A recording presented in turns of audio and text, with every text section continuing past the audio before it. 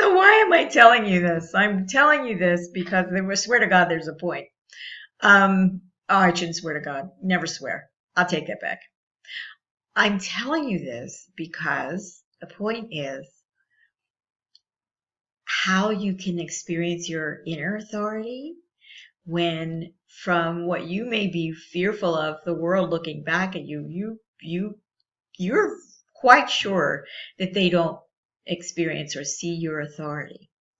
And as long as you're in that place in your life, you're not meeting your life as fully as you could be because you're waiting for the outer world to give you approval, to grant you permission, and make everything all right.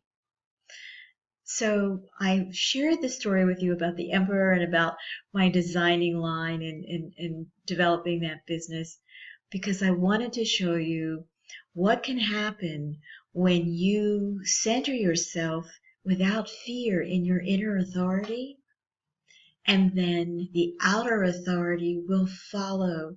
The world, your life, reality, you're a co-creator. All of this will come and meet you where you are and grow the road in front of you. So this is actually part of what my coaching program is about. And it seems a little nebulous and it seems a little amorphous. It's like you can't feel this with your five senses. This is experiential, but it's profoundly important. And it does shape and change our lives. So I wanted you to get the point of my story, which was that we can find ourselves centered in our inner authority, and you can call that spiritual, you can call it whatever you like. For me, it is an inner authority that does come from spirit, and it comes from the center of my being and from my heart. And I know that that grants me, when that's all in alignment, I know that then I don't even have to concern myself with outer authority, and the world will come up to meet me. So I'm gonna share another story with you because I want you to understand this concept of blink, and I want you to feel. I wish I could bottle it like a perfume and spray it on you. This sense of connecting with your inner center, your inner knowing, your inner self, your why and your reason for being. If you're lucky, you may have more than one reason for being, and you get to share that every reason for being that you have with everyone who needs it. I wish that for you. So I'm going to share another story that will maybe show you a glimpse of the process that I share with other people that is experiential. So, it was a while ago. It was 25 years ago, 1989, and I had established another business. That next blink that I told you about was that my husband deciding, my now ex-husband, telling me he had decided he was going to go to medical school and that I was going to have to give up my design business to support the family while he went to medical school, because I was making money, but I wasn't making enough to support a family of 4 people. At that time, I wouldn't do it now. I would never agree to that now, but at that time I agreed, and I said, "Oh, okay, I'll figure something else out." Well, it was very, very, very in a blink. I left my inner authority, and the price that I paid for that was substantial. It was. So that's something you need to know, that when you move off of your inner authority, you do that by choice. You may or may not be ignorant. You may or may not be in an unconscious state. You may or may not know, but you still do it by choice. So I agreed, and then I went, and a couple of years I just decided, okay, I'll become a court reporter, and I'll do that because I could support a family on that, and I did that, and I finished a 2-year program in a year because we were under great time pressure to make everything work out for when my husband's going to start having to go to class and get in medical school. So fast forward, we are now living in another state. We're no longer in Pennsylvania, and I've got a court reporting business, and I'm doing really well. I've got lots of clients, and my business is growing, and I've again established authority through hard work. Hours and hours and hours of practice, and making a choice that I was going to specialize in medical malpractice cases and technical cases. So while other reporters were handling domestic cases and divorces, I was learning. I went with my husband to medical school, and I sat in on his lectures, and I used my stenotype machine to build my vocabulary for my computer. So I had all these medical terms, and I was learning a ton. At the same time, I was getting a fabulous education for free just by auditing these classes. So within 2 years, I had built up a really lovely business working medical malpractice with private lawyers and some things with the state of New York and la la la la. And boom. So then we are going along, and I am learning. The focus was such that I found out later that a lot of other court reporters can't really hear what's being said and be conscious of it. It kind of goes in and they take it down and they do great, but they don't really hear it, and they're not analyzing it, and they're not thinking about it. But for some reason, I was able to be in a dual state of consciousness where I could hear it, take it down accurately, but also be listening to it and evaluating and assessing it. And so I got into the habit of marking my tape when I heard something that I thought the judge or a lawyer should be paying attention to, that there was either an inconsistency in the testimony or some new piece of information that shouldn't be overlooked. All right, now, I want to tell you, people really liked that as part of the service. They thought that was great because I was usually right, that there was something that needed to be paid attention to. But what happened was I was being trained in how to listen and how to hear the truth. It was amazing. I spent 5 years doing this. I made a lot of money, but I learned how to listen, and I learned how to hear the truth. It's wonderful. Now, I didn't know that that was an apprenticeship. It was setting me up for another blink. Well, during this time, of course, because, I still am carrying the book inside from the emperor, and I'm still in the process of going to be able to live that book and share that information. So there was another process going on underneath, right? Oh man. So here I am. I'm a working mom. I got 2 kids. I got my own business.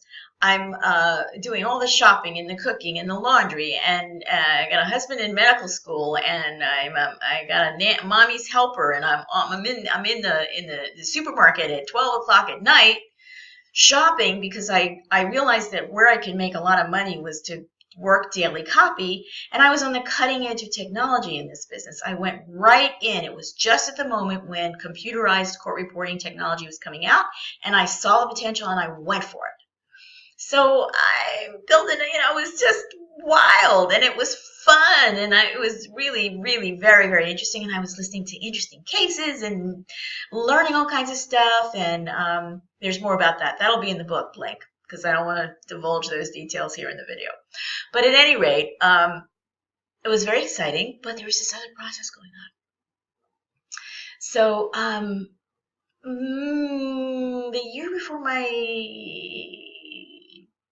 husband, now ex-husband, was about to graduate, the other process that was going on began to step up and say, wait a minute, you still have this other agreement going on. You can't just sit on this forever. And I was having some unusual experiences, out-of-body experiences. I mean, it was just a wonderful preamble. It's like a pre-launch to having another amazing set of life experiences. I'm trying to get there quickly, but this was really, it took a little bit of time. So here's what happened. I had been working really hard, and I felt like I needed a vacation all by myself, just me. So one day when I was out, taking a deposition or something, I was walking through a bookstore and looking at things, and I was reading metaphysical books at this point. And this book literally just fell off the shelf and hit me in the head. And I thought, whoa, what's that about? So I picked up the book to put it back on the shelf.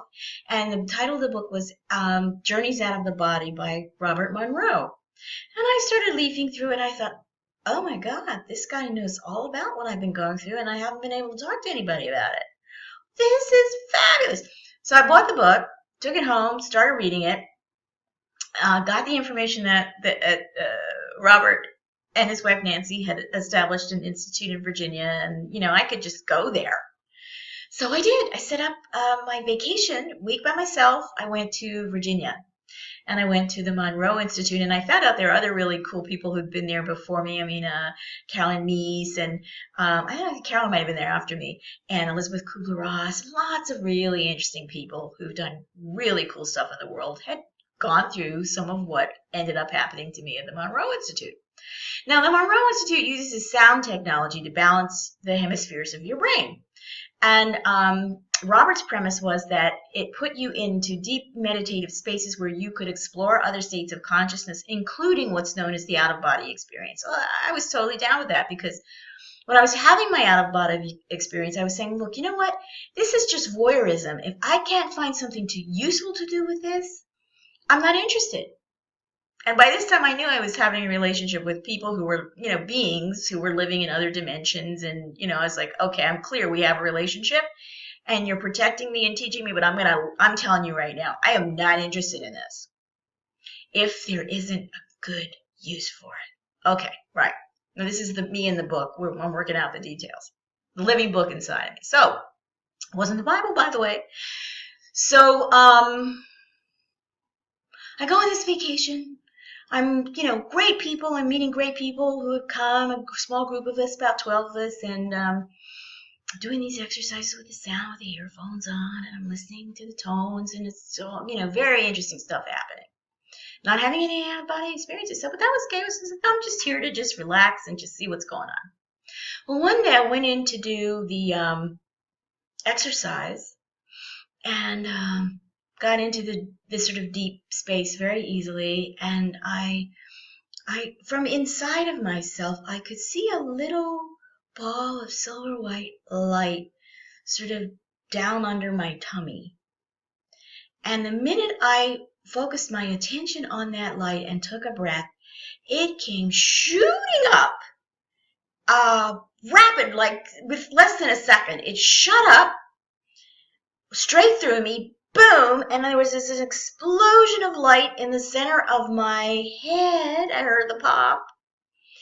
And all of a sudden, it's indescribable. You really have to experience this, which Elizabeth Kubler-Ross did, and so did Carolyn Meese.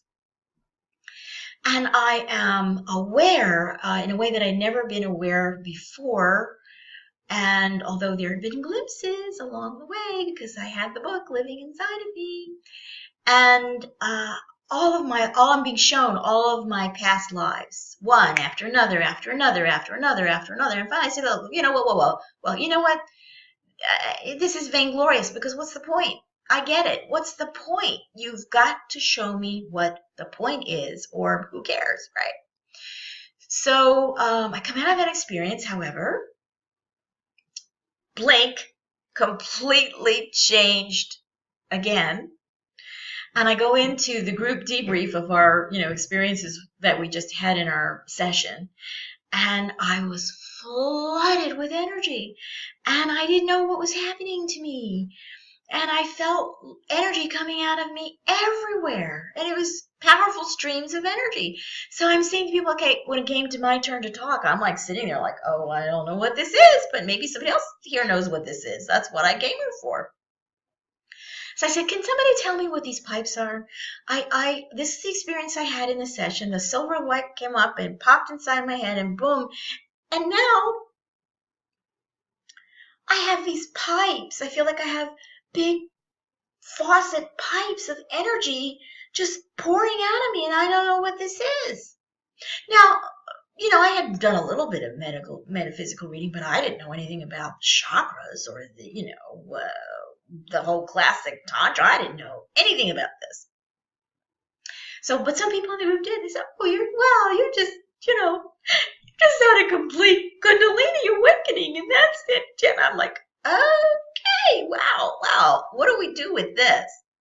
There were other experiences that unfolded before I left the Monroe Institute for that week, but I was changed. I was absolutely indelibly changed.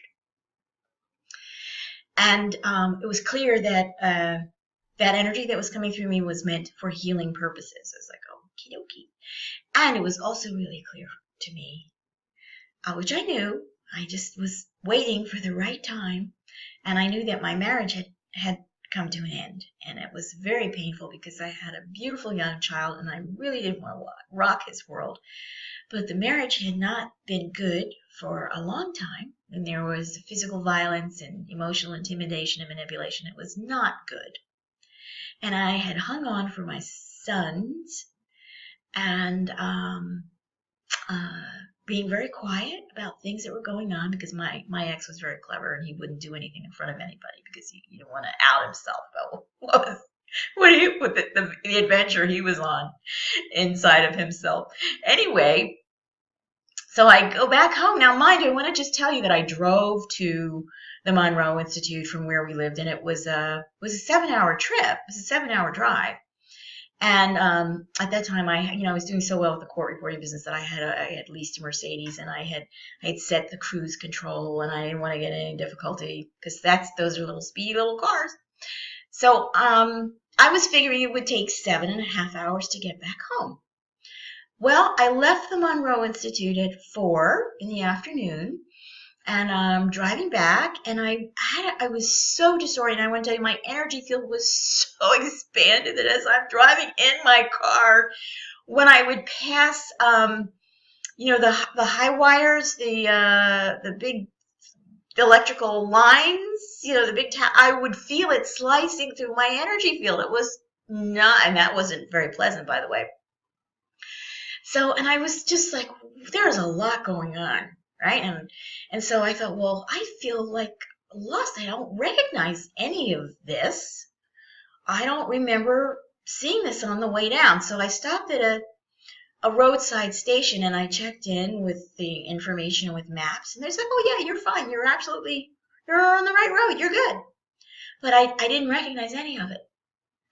And I thought, well, okay, it's all right. Let's just get on the road and get home. I got home in 4 hours. So somewhere in that changing of things, I shifted time as well.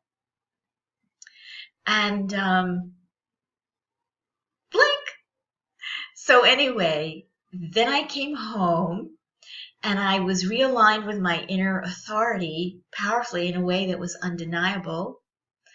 And in a blink, my marriage ended. I became an energy healer.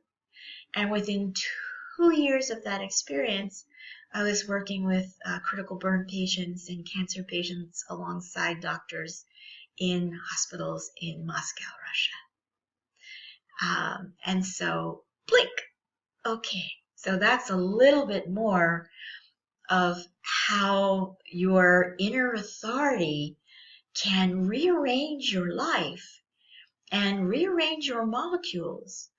And you can learn to relax and be part of that and co-create with that and experience your life in a very different way. Or you can be fearful and stuck. And if you remember those folks I told you about on the Stairway of Light in my Emperor's Dream, there were people who were stuck. They could neither go forward nor go back. And I wouldn't wish that on anyone. So I just wanted to share that next bit of the story with you about finding your inner authority and being able to trust it and recognizing it when it shows up in your life and being prepared for the change that it will bring, because it will be, it can be very, very dynamic. Sometimes it can be what would seem violent.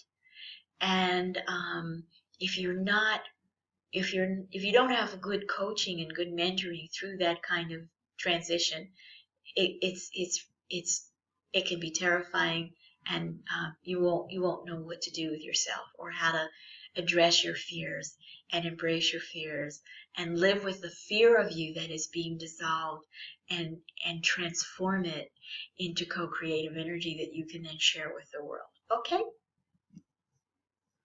This is me, I hope, teaching you a little bit about the kind of coaching that needs to happen in the world now with people who are awake and aware. And it is, as I have said before, it's no longer what's in it for me.